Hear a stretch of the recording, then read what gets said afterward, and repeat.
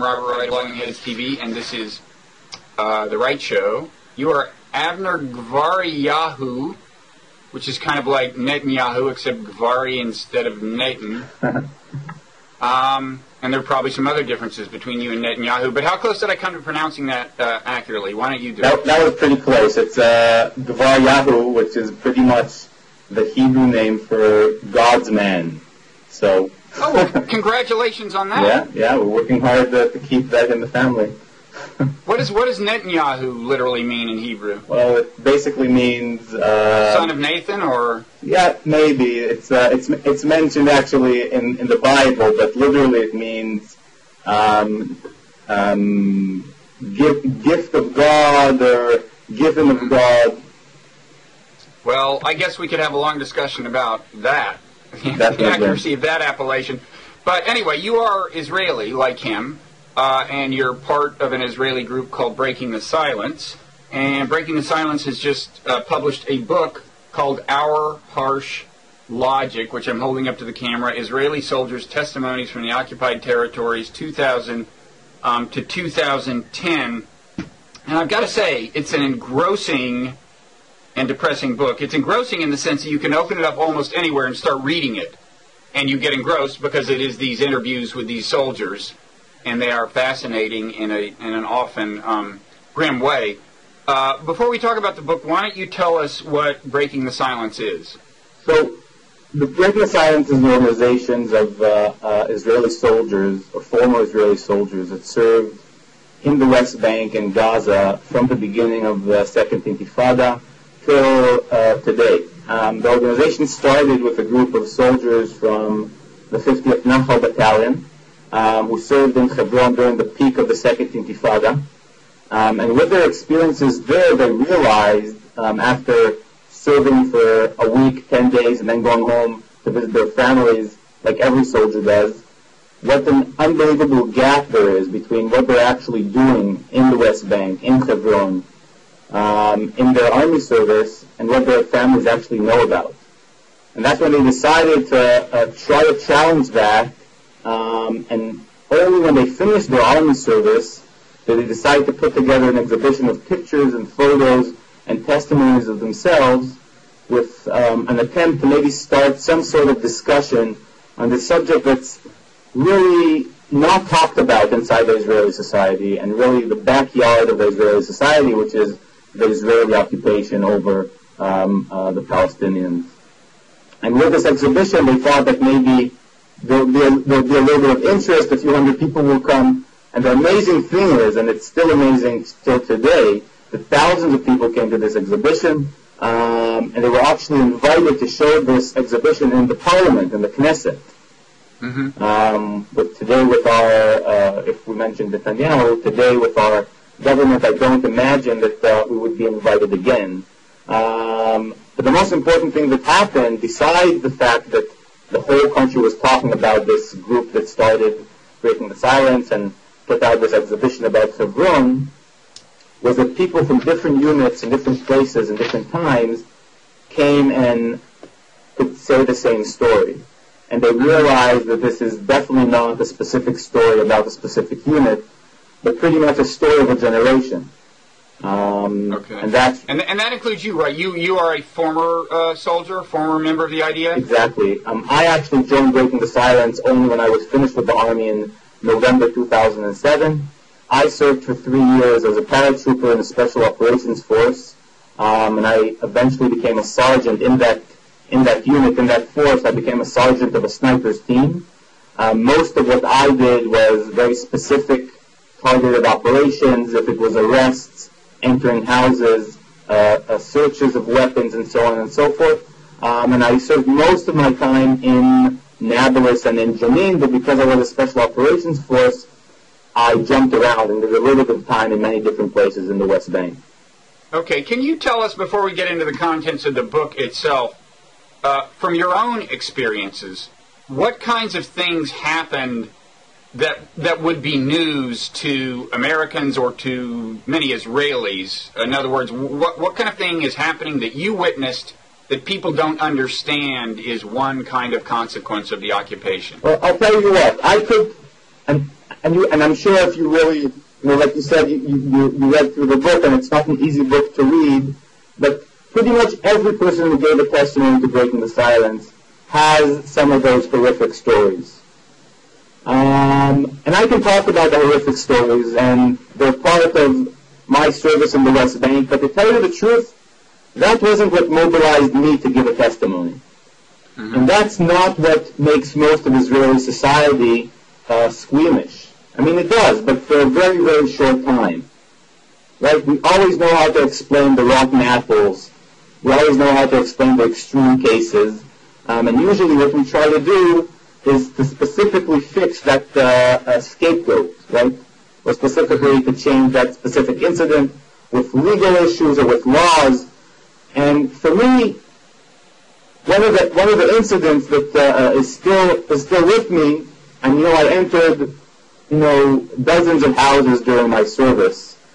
These would be the homes of Palestinians, and what they were suspected of having weapons, or they were suspected of having someone in them who had thrown rocks or done something wrong, or so what? This is exactly the story. I did what is called a straw widow. And this is exactly where the discussion about the occupation has to begin. A straw widow is a mission that every combat soldier in the West Bank took part of. I, as a sniper, as a sergeant team, did, I think, probably more than most soldiers. But a straw widow basically means taking over a house of an innocent Palestinian family for military purposes. Just because it's strategically located? Exactly. Because the house could maybe look over a junction or maybe look over an important alleyway, we would take over the house. Mm-hmm. Now, the first house I ever entered was actually a house that, from what we understood later on, we entered only to train us. So it was only what? I'm sorry, I didn't hear you. I'll repeat myself. We entered the house only with the sole mission to train us. So, to train? Exactly. To train the soldiers who were entering? Exactly. What we basically did was a fake straw widow. Okay, so it was a straw widow. Exactly, Okay, a straw widow. Now, just to understand the psyche around it, this is what brings me exactly to the book, because when we talk about the first chapter of the book, we talk about this idea of prevention. Now, when I entered this house, I thought that I'm actually doing a mission that's important for the security of the Israelis, for carrying out my mission. But the truth of the matter is, what we were told later on was that this was done in order to train us. But besides the fact that it was there to train us, it did something else. And that's the important thing, I think, that this book actually brings to the table, especially the first chapter, is that this creates a sense of fear inside the Palestinian society. Right? Imagine yourself sitting at your home at night and suddenly sirens come up and the police, right, in our case, or the army, comes and takes your neighbor. Right? They tie his eyes, they tie his hands. You start asking questions. Why did they take my neighbor? What did he do wrong? I know him, he's a good guy. Right? Well, in this case, did you do that to the inhabitants of this house? I mean, in the case of your straw widow, you didn't do that to them, did you, or did you? No, so what we did in the straw widow was we only had to be inside the house. Right. So we pretty much took all the family and put them in one room. And we take away their cell phones and we close the windows. And if they want anything from the house, they need permission from us, right? They want to use the bathroom, they want to use the kitchen. Of course, they can't go to work. But it's very interesting to read through our testimonies. There's many incidents that are called mock arrests. That are pretty much fake arrests, which are pretty similar. You call the Secret Service before you enter the house. You make sure everyone in the house is innocent. And you enter the house, take the head of the family, you tie his eyes, you tie his hands, you take him with you 5, 6, 7 kilometers. At the end of the night, he'll either go back to his house or stay in the army base. And why is he being arrested? So this is exactly what we asked the soldiers. And the answer is two. Like I said, the first answer was, we have to train you. So they actually train soldiers by having them enter Palestinian homes and arrest people, mock arrest them, take them away from their families, when in fact they're not even suspected of doing anything wrong? That's sadly, but exactly true. And this is a widespread practice? Well, it's actually interesting. The testimonies we've been getting have more and more of these incidents actually in the last couple of years, when theoretically things are quieter, right? And the Israeli-Palestinian coordination, especially between the IDF and the Palestinian police, is much better. Mm-hmm. And with that, we see more and more of these operations on the ground. Now, this is not official written Army policy, presumably, right? You're just saying it happens quite often. That's true, but in order to understand how it happens, if it's okay with you, I'd like to talk, and explain about the first chapter of the book. Okay, sure. The book is divided into 4 broad themes, having to do with what 4 of the rationales for military action in the occupied territory, right? And the first part is called prevention, intimidating the Palestinian population. And I guess there the idea is that nominally the rationale is to prevent terrorism or something, but the suggestion here is that there's also a motivation on the part of at least some people of intimidating the Palestinian population. Is that the idea behind the first part of the book you're talking about? Yeah, definitely. We pretty much tried to map out the occupation, and if the occupation is a chair, so we're talking about the 4 legs of the chair, the 4 pillars. Mm-hmm. Now, the 4 chapters, besides the fact that they're terms that most Israelis know, and actually have a positive connotation to them, these are actually the orders that we got on the ground.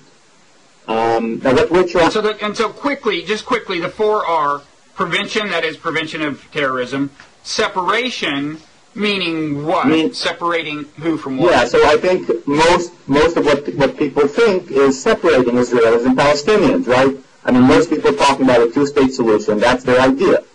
Mm-hmm. In the book, we explain that kind of separation is actually a small part of what we're in charge of, and most of what we're doing is separating Palestinians from Palestinians and pretty much dividing and conquering.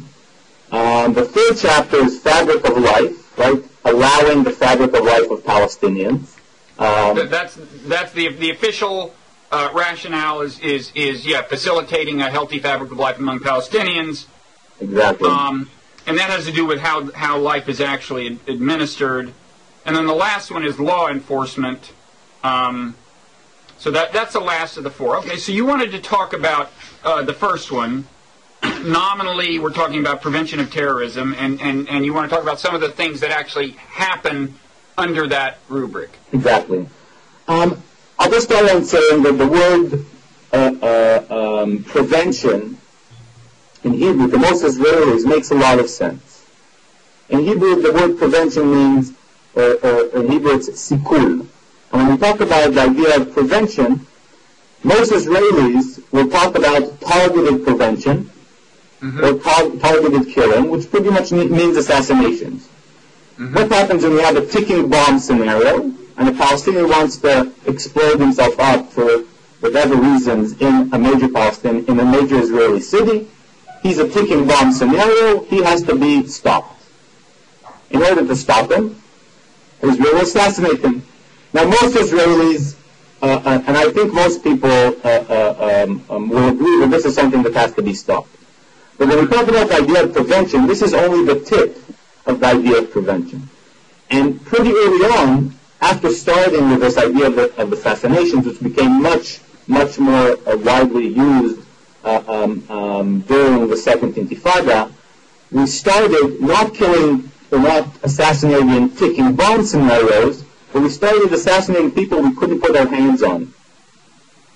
What do you mean? You people who had done what, or were suspected of doing what? People who were suspected of being involved in terror, right, to different extents.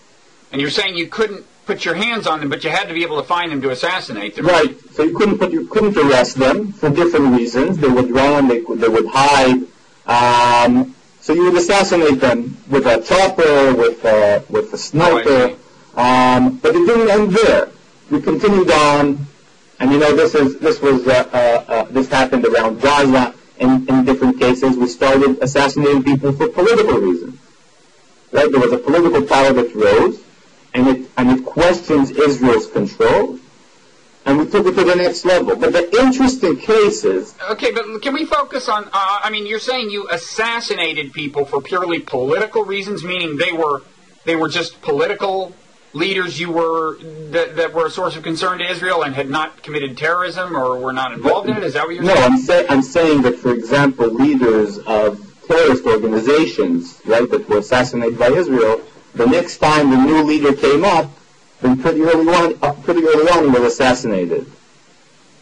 So leaders of terrorist organizations, as defined by Israel, were assassinated? As defined by Israel, yeah. But I think the interesting thing, and we can continue on going down more and more, and of course, in Breaking the Silence, there's other cases of killing people that were only armed, or killing people that were only holding binoculars. But the bottom of this, maybe the widest idea of this, is actually revenge attacks. We know about at least 12 revenge attacks. One of the most famous ones is a revenge attack in a checkpoint called En Arik, where, the revenge attack wasn't in En Arik. The revenge attack was because of what happened in En Arik. In En Arik, there were 6 Israeli soldiers that were killed by Palestinians. As revenge, Israel, in the next night, launched 3 different attacks in 3 different places, 2 in the West Bank, 1 in the Gaza Strip. The orders the soldiers got were, everyone standing in the checkpoint at a specific time at night, you shoot to kill. That's now an established fact, that was actually the order given? I assume the Army didn't admit at the time that was the order. Of course they didn't admit it was the order. They still don't admit it's the order. We have testimonies of officers leading part of these missions. We have testimonies of soldiers in these missions. One of the biggest... So that's in this book. That's documented in this book. Part of it. Mm-hmm. But this isn't new. I mean, this is something that Breaking the Silence has been dealing with a long time. But when we talk about the idea of prevention, this is the extreme we got to. Mm-hmm. Now, I'll just finish with this. One of the biggest newspapers in Israel followed up in the story, and there was an investigation, or at least a journalist investigation. So this didn't only stay in the realm of Breaking the Silence. Mm-hmm. So let me ask you about a couple of kinds of things I came across, I think, in this first section you're referring to. And I've got to say, I really didn't thumb through the book all that extensively. You don't really have to find things that are kind of striking. But just casually looking through that first, I think it was the first section, I saw, for example, one Army officer gave the soldiers the command to, as I recall, it was like they would bring an Army Jeep or something into a village. They know that some kids are going to come throwing rocks, and the idea is you wait until there's a bunch of these kids throwing rocks, and then you shoot at the legs of the kids. And these are, I assume, they're like 12, 13, 14-year-old kids, and, you can maim, even if you don't kill them, you can seriously damage a person's life if you take out a knee at age 12 or something. But, so there was that kind of thing. And then there was, in cases where they would search a Palestinian home, not find any weapons. They'd gone there thinking there were weapons, no weapons. But while in there, they would just kind of almost literally destroy the home, defecate on the furniture. And I guess my question is, there's a lot of stuff like this in the book. And I guess my question is, how widespread do you think this kind of stuff is? And to what extent is it almost an inevitable cost of an occupation like this, given that you have these rival ethnicities, years of conflict, and so on? Is there a way to stop it without stopping the occupation is one question. And the other question is, how widespread is it, really? So I think for the first question, breaking the silence's answer, and this is my personal answer as well, is definitely no. You cannot have a moral occupation.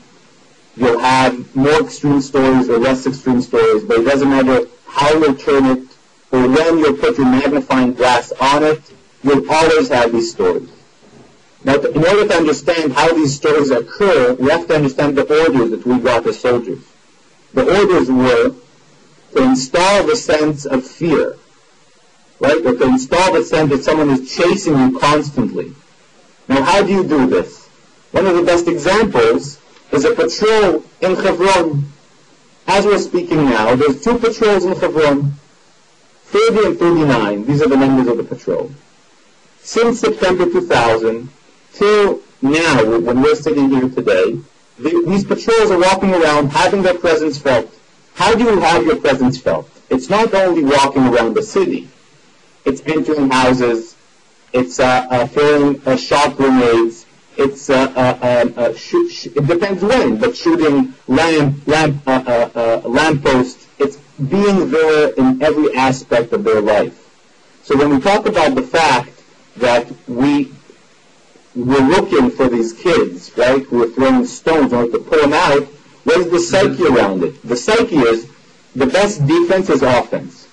And Israel's defensive actions and offensive actions are all part of this idea of prevention. And we managed to turn this into such a wide thing that it affects every aspect of Palestinian life. So we talked about, for example, the idea of assassinations, which for some people said, well, this is extreme. And I'm specifically not talking about, for example, going into houses and making a mess, because then you can come and say, oh, these are 1 or 2 soldiers that just had enough. What is interesting to talk about is the orders that we got, for example, for arrests. So we start out with specific arrests. We arrest the bad guys. Then we arrest the cousins of the bad guys or the neighbors of the bad guys. But we end with mass arrests, right? Stop. You mean you are told to arrest people who are not, you don't even actually think did anything wrong? Definitely. Well, your commander told you to do that? Definitely. You come. And what was the rationale given? The rationale is that if you can't have the specific person you're after, so you'll take his cousin, or you'll take his neighbor. So it's collective punishment. Or you'll take your son. And the bottom line is that, of course, without any doubt, and this is very clear, collective punishment is used. Right? If we'll take this a little bit of the current politics, when the Palestinians decided to go to the UN, right, last September, one of the ways that Israel decided to punish them was a collective punishment, right? Stopping Palestinians' tax money that Israel is collecting. But when that is in the high politics, that's exactly what's happening on the ground. If you have one terrorist or one Palestinian act of violence, the whole village, the whole city could be punished. And the best example for this is a place that we know very, very well, which of course is Hebron, when this massive Palestinian city, probably the second largest Palestinian city in the West Bank, was actually put under lockdown for close to 550 days, because not of a Palestinian violent attack, but because of a Jewish Israeli violent attack. Right? Okay. So because of the fear of retaliation, we collectively punished 180,000 people. These punishments are still on the people today. When we talk about sterilized roads and closing down shops and so on and so forth, this, of course... sterilized roads, that term is used to mean a road that a Palestinian is not allowed to walk along. Exactly. When we talk about Hebron, so we talk about one of the main streets in the city, which is called the Shuhada Street, which has been sterilized or closed off for Palestinians for 12 years now. Now, the army's answer or the government's answer is, well, this is done because of Palestinian violence, Palestinian aggression. The last Israeli killed in Hebron was in 2003. But with that said, still in the soldiers' guarding posts we know this is true at least till the end of 2009, the orders they got were to disrupt the day-to-day life of the Palestinian population. Mm-hmm. We have to let them know that we're there constantly all the time, so they won't even think of doing something. Right? Like a lot of Palestinians say, the Israeli army knows even when you dream of doing something. Mm-hmm. Now, we should say that probably it's not necessarily the case that all Palestinians are equal in the West Bank are equally likely to be subject to the kind of measures that are taken in Hebron, where there's this long-term lockdown and they're not allowed to walk on streets, and by your account, the cause of that is actually violence committed by settlers, not violence committed by Palestinians. But I assume it is the case that in general, it is mainly that this type of thing is worse. This kind of condition is more pronounced for Palestinians where there is a settler population and perhaps a particular type of settler population immediately adjacent to Palestinians, right? That's true. I think the interesting thing is to talk about Nebi Saleh. Nebi Saleh is a small Palestinian village out of Ramallah. Is that the one where it started out with settlers seizing a spring that had belonged to a villager? So the settlers decided, as I understand it, for religious reasons or something, this spring, I think they thought it had holy water or something, whatever. They decided they wanted this spring, which was clearly on the land of this Palestinian guy. And so they just took it, right? And then what happened? Right, that's more or less. And then the Nebi Saleh, the residents started protesting, right? And these protests have been going on for a very long time. It became not only specifically about the spring, but also about the whole idea of occupation and what they have to suffer. But the interesting thing about Nebi Saleh is that we're talking about something like 500 residents of this village. 250 of them have been arrested. Now, when we talk about where Israel is hitting down hard, where the army is hitting down hard, we're not talking about the big Palestinian cities. Right? Going to Ramallah and to Nablus, things are much quieter than when I served in the army. Right. But Nebi Saleh... much of Ramallah on a day-to-day basis is under the control of Palestinian, in terms of policing function, it's Palestinian police that the population encounters. That's true of parts of the West Bank, right? But not true of a lot of parts. We're talking about 18% of the West Bank that is considered Area A, that is under direct Palestinian control. With that said, the Israeli army, of course, continues to enter Area A. Whenever it wants to, right. Yes. But when we're talking about Nebi Saleh, no one thinks that Nebi Saleh questions Israel's security. What it does do is questions Israel's control. And that's the interesting thing. We will hit down hard in any place that will question our control. It's not always about the security, and if it is about security, it's about a very distorted sense of security, this very basic zero-sum game, right? It's either Israel or Palestine, it's either Israelis or Palestinians, and I don't know anyone that when he has the choice between protecting himself and protecting some other who's also seen as the enemy, will not choose to protect himself. And this is the psyche of what is happening. Now, if you accept this idea of extreme security, that you will do anything, including having sterilized roads and including children arrests, and including straw widows or fake or mock arrests, then you accept all this. The minute you question that and you want to talk about the future, and this is what we talked about, Breaking the Silence's work is very optimistic. Right? Many people see what we do as airing Israel's dirty laundry. In that perspective, what we do and what I feel we do is trying to fix Israeli society, to let them know what is happening in their name, and to give a chance for me to be proud of my country, right, and to raise children in Israel like I would like, of course. And I will do this anyway, right? It's not that I'm going to leave, but the question is, where are we going when our only plan is to continue to control?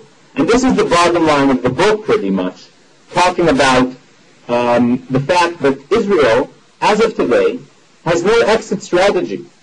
We're entrenching ourselves in the occupation while everyone around is talking about some sort of two-state solution, and everyone knows what the solution will be. De facto, on the ground, the army is working as if it's there to stay. As if what? I'm sorry? It's working as if it's there to stay.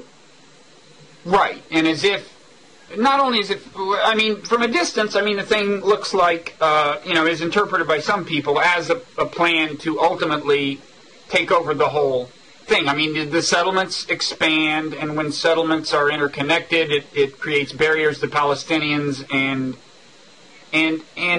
are there many people in Israel who really take seriously the idea of a two-state solution at this point?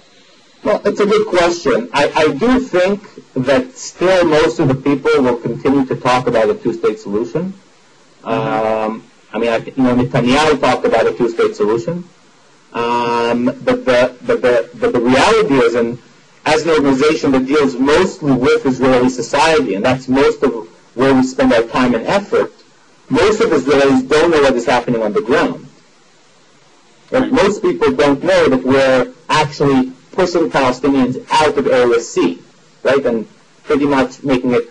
And Area C, again, is... Yeah, I'm sorry. Area C is an area that's under direct Israeli control.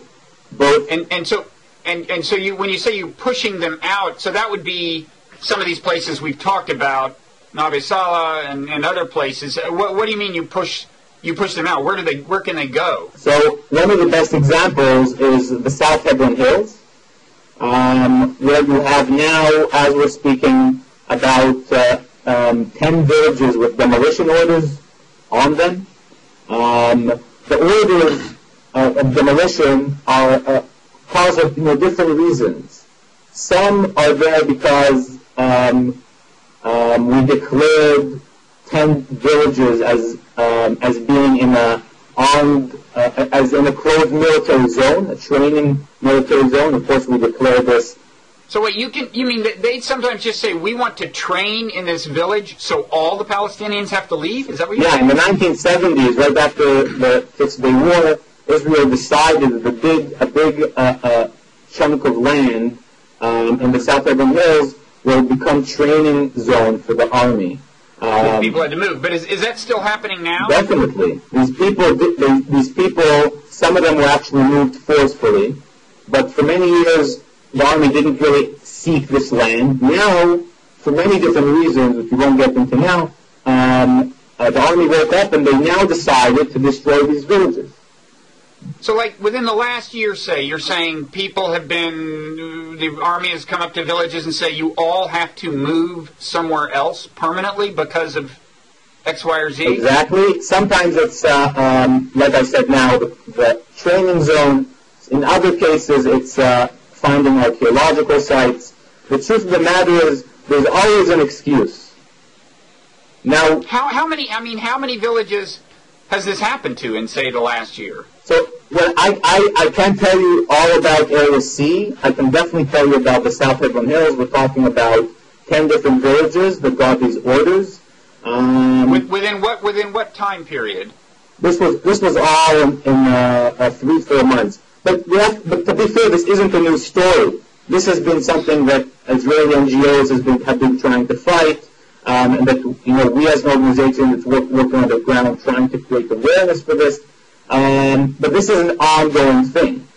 So then where do they go? They just move, they take their belongings and go to another village or something? Yeah, they're pretty much expected, and this is from what we gather, right? We can't really know their intentions. We don't have testimonies of high-ranking officers of army officials, but from what we gather, the idea is to push the Palestinians into Area A and Area B. Right? Area A and Area B are both areas that are municipally controlled by the Palestinians, and leaving the biggest part of the West Bank, which is Area C, which is more than 60%,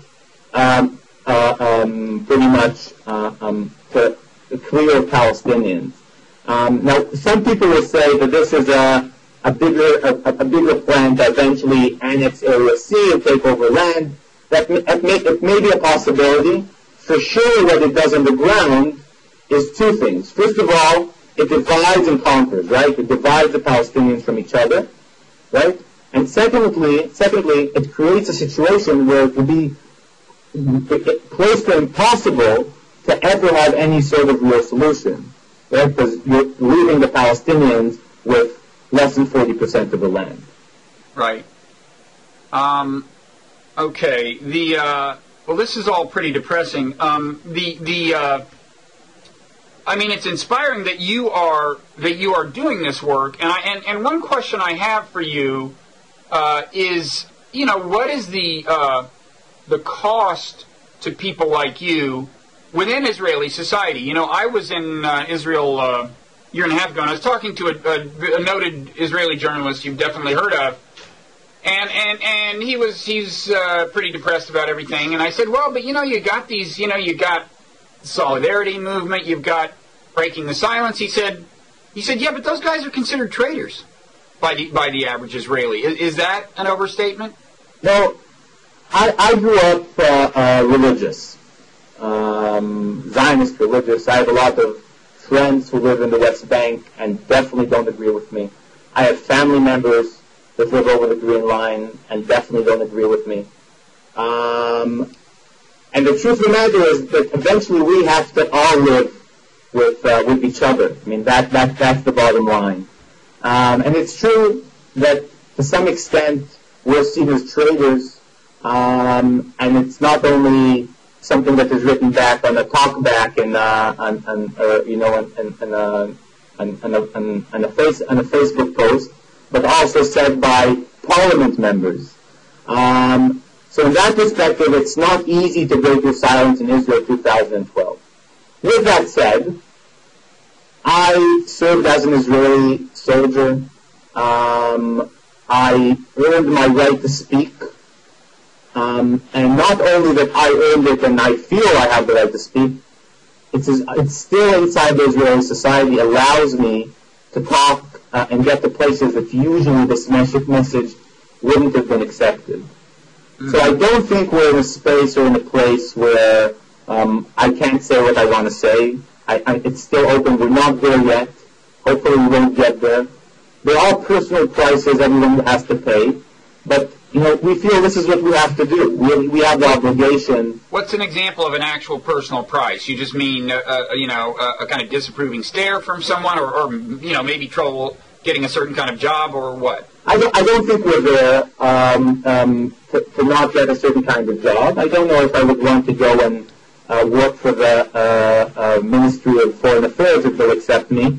But I don't think that in most places that I would want to work, I'd have a problem because of my profession. I just finished my degree in social work, and I started asking around and looking for jobs. I don't think that will be a problem. There is inside the Israeli society, with the decrease in democratic values, and I think the increase in violence and racism, less and less space for organizations like ours.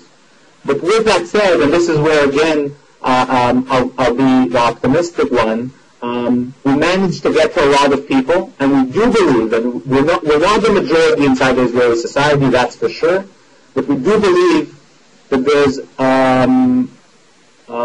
definitely a small and vibrant minority that when faced with the reality that we're talking about, will accept our claims and will support us.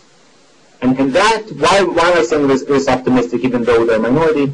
The solution won't only come from inside the Israeli society, right?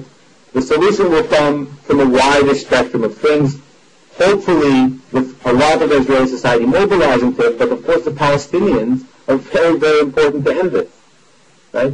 And the international community. So I hope that when this happens, and I don't believe that the occupation is really sustainable forever. I don't know if it will happen in my time, but eventually it will end. The question is how, and the question is what role will we take in this? And hopefully, with work like ours, but like many other organizations, we will be able to be that bridge. And one day, maybe this is a very long from now, we will be able to also help in that transition. Okay. Well, it's good to end on an optimistic note. I was wondering how we were going to manage that, but I guess we have. Thanks so much. I want to show people the book again. It's really one of those books that you can just pick up and open it at random, and I think at least I found it absorbing reading pretty much anywhere I looked. And you don't have to read it straight through cover to cover, but everything in it is interesting. So thank you, Avner, and good luck with your cause, and thanks very much for taking the time. Great, thank you so much. Okay, bye-bye. Bye-bye.